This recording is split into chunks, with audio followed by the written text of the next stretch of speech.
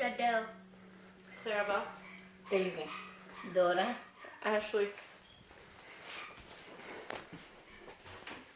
Do you guys remember when you first swung a baseball bat? I do. And wow, was it horrific.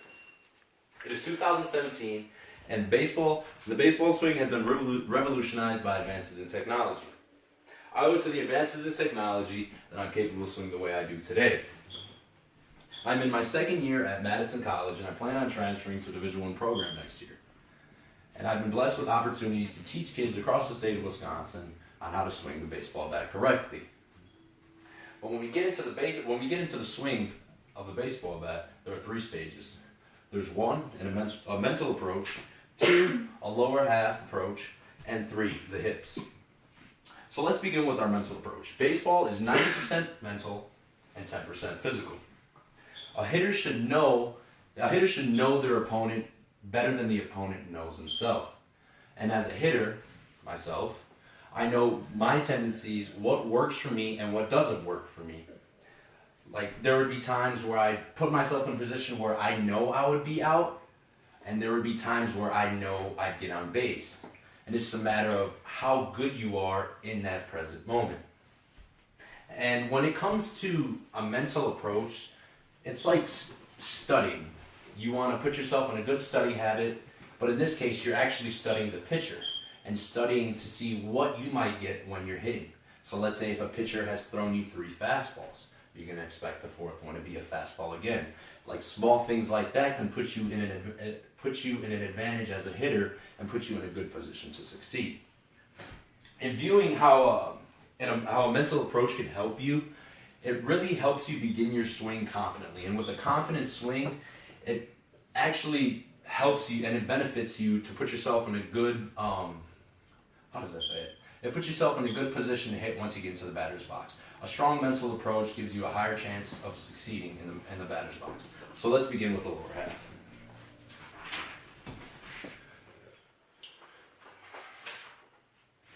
So with the lower half, we have an athletic stance. Right here with the athletic stance, we see that he's in a strong power position. And when he's in a strong power position, we can see that even if we were to try to push him over there in a strong power position, he wouldn't fall over. And we can also see that this front foot right here is faced towards the pitcher. That means he's strong, and his weight and his movement is going to move towards the pitcher, and when he hits it, he's actually going to put himself in a good position. At a younger age, kids are not able to put themselves in the position due to the weakness in their legs. So this is why a strong athletic stance in any sport can put them in a good position. Let's continue on. Heel strike. So in any sport, when you put yourself in a position to move in either a quick step or move and create some type of power movement, your legs are going to be involved. In baseball, when it comes to the swing, we can see here that Mike Trout at heel strike, that's when your heel comes down, it puts himself in an automatic position to where his legs are strong. So for example, if we have a bat here and we want to put ourselves, boom, we're here, we're in a strong position. Anywhere my heel moves, my legs have strength in him. And this is a small thing I learned from an instructor that changed my game dramatically. It drastically changed my game. Because it was a simple correction that can take younger kids from stepping out on their front toe or stepping in the middle to putting themselves into a position where they're strong in their legs. Let's continue on.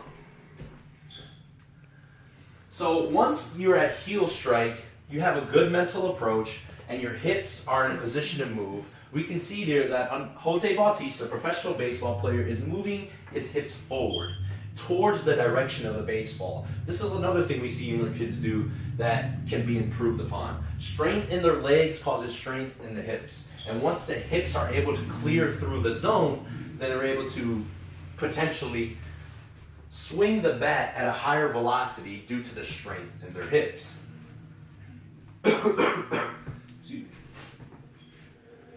So how does this all add up? So there was a video that I once found that actually drastically changed my swing path. It's just like, now we're talking about swing path.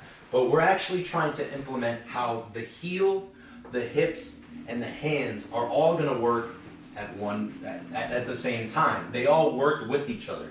So let's see how a downward swing looks here right quick. Just to show an example, a good representation of what it looks like. Here we are. This was me about 3-4 years ago, before entering college, of a downward swing. As you can see, I'm chopping down on the baseball. And this is what a lot of younger kids tend to do. Chop down on the baseball to make contact. But that's solely for making contact. Now let's continue on. This is what my swing path looks like now, as a collegiate baseball player. It's sort of a 45-degree angle, and it's known as the Nike swing.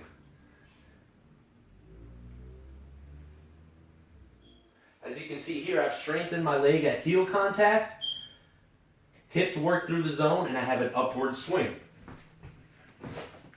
So what I'm trying to implement here and inform you guys about is either, no matter what level you're playing in, no matter what age group, it's just due to the advances in technology, a new swing has been found.